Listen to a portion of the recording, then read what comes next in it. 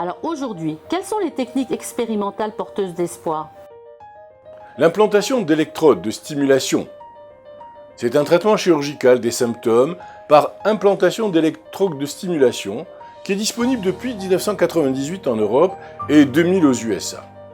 Il a été développé par le Dr Halim Louis Benabid à Grenoble en 1987 et permet de réduire fortement les 3 symptômes moteurs de la maladie de Parkinson. Une électrode est implantée dans le noyau subthalamique et un neurostimulateur y envoie des impulsions électriques, ce qui semble rétablir le fonctionnement normal du système. La thérapie génique, cette thérapie est en mesure aujourd'hui de produire des neurones d'une personne atteinte de la maladie de Parkinson par clonage embryonnaire. Ces neurones, producteurs de dopamine, pourraient alors être implantés sans risque de rejet. Ceci a été réalisé avec succès sur des souris. Malgré des résultats prometteurs, cette technique est aujourd'hui bloquée pour des raisons purement éthiques. Les cellules souches.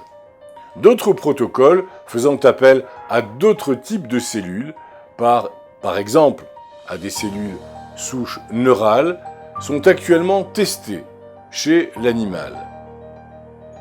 Il consiste à modifier génétiquement les cellules in vitro afin de leur faire produire de la dopamine, puis à les greffer. Enfin, une autre stratégie en cours d'essai chez l'animal a pour objectif de prévenir la mort des neurones grâce à notamment des facteurs de croissance impliqués dans leur survie.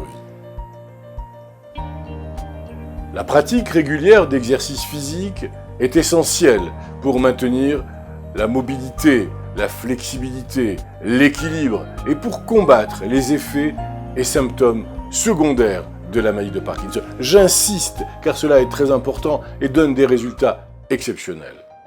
Une prévention avant que la maladie ne produise des symptômes importants est également efficace, mais tout ceci ne constitue pas un traitement total et définitif de la maladie de Parkinson qui consisterait à enrayer les processus provoquant les dommages des cellules du cerveau.